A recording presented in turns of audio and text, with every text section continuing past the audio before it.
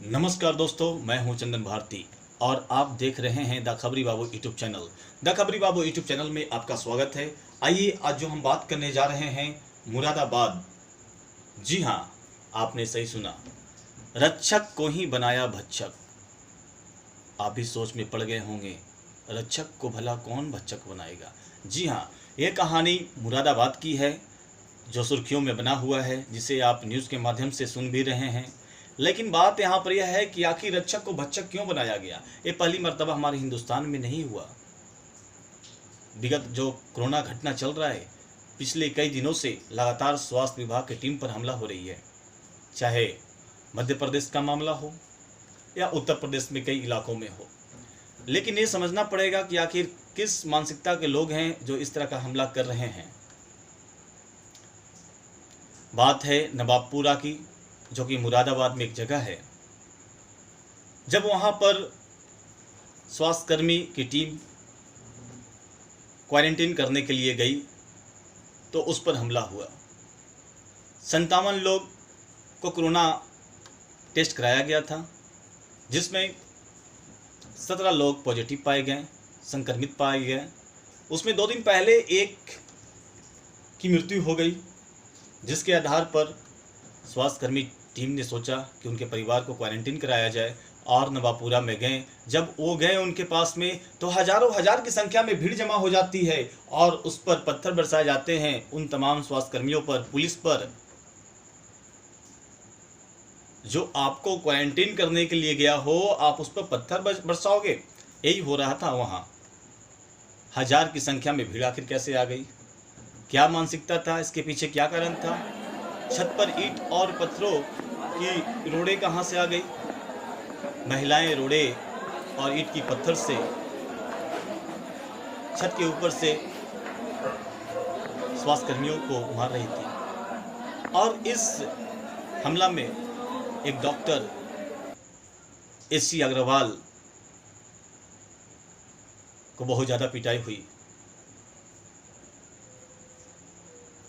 शुक्र मनाइए कि वहाँ योगी राज है, जिसके वजह से वहाँ की पुलिस बहुत एक्शन को दिखाते हुए, समय रहते हुए कार्रवाई किए, जिसके वजह से 17 लोग को अरेस्ट किया गया, जिसमें 7 महिलाएं हैं।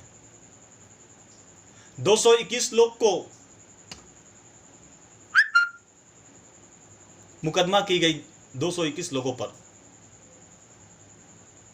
सभी आरोपियों पर आईपीसी की धारा के अंतर्गत में 1.5 दर्जन से ऊपर केस दर्ज किया गया। और साथ साथ वहाँ की सरकार, योगी सरकार ने एनएसए कानून के तहत में कार्रवाई करने का फरमान सुना दिया। ये तो घटना हुई, घटना के बाद एक्शन हुआ। लेकिन आखिर ऐसा हुआ क्यों। आप रक्षक को ही भक्षक बना रहे हो, क्या मानसिकता है इसके पीछे, ये सोचने वाली बात है। बहुत सोचनीय है कि हमारे देश में जो कोरोना फाइटर बनकर आपके जीवन, आपको सेव करने की ओर आ रहे हैं, आप उस पर ही हमला करो। वही मुरादाबाद में बैंक की लाइनें, बैंक में पैसा लेने के लिए लाइनें तो लग जाती है, लेकिन जब कोई स्वास्थ्यकर्मी आपकी सेवा में जाता है तो आप उस पर पत्थर बरसाते हो। ये सोचने का समय है, समझने का वक्त है। और तो और योगी सरकार ने सभी धर्म के गुरुओं को आह्वान किया कि आप अपने स्तर से समझाइए। इतना समझाने के बावजूद में देश के, भारत के प्रधानमंत्री हमेशा आह्वान करते रह गए। 5-5 बार मीटिंग आकर उन्होंने किया पूरे हिंदुस्तान वासियों से, टीवी के माध्यम से, कि आप घर में रहिए, सुरक्षित रहिए, आप सहयोग कीजिए। लेकिन कोई मानने को तैयार नहीं। कई देशों में तो स्वास्थ्य सेवा भी नहीं मिल रहा है, और आपके देश में स्वास्थ्य सेवा आपके घर तक पहुंच रही है, उसके बावजूद भी आप हमलावर हो जा रहे हो। ये सोचने का वक्त है। जितने भी समाज के लोग हैं, बुद्धिजीवी लोग हैं, वो आगे आए और अपने अपने परिवार को, वो तमाम मानसिकता वाले उस तरह के इंसान को समझाएं कि हमारा देश एक कठिन समस्या से जूझ रहा है और इसमें सपोर्ट कर इस समस्या को सॉल्व करना है। स्वास्थ्यकर्मी हमारे लिए गॉड हैं, हमारे लिए भगवान हैं, हमारे लिए अल्लाह है, हमारे लिए फरिश्ते हैं, उन पर हम लोग हमला करने का हक किसी ने नहीं दिया है।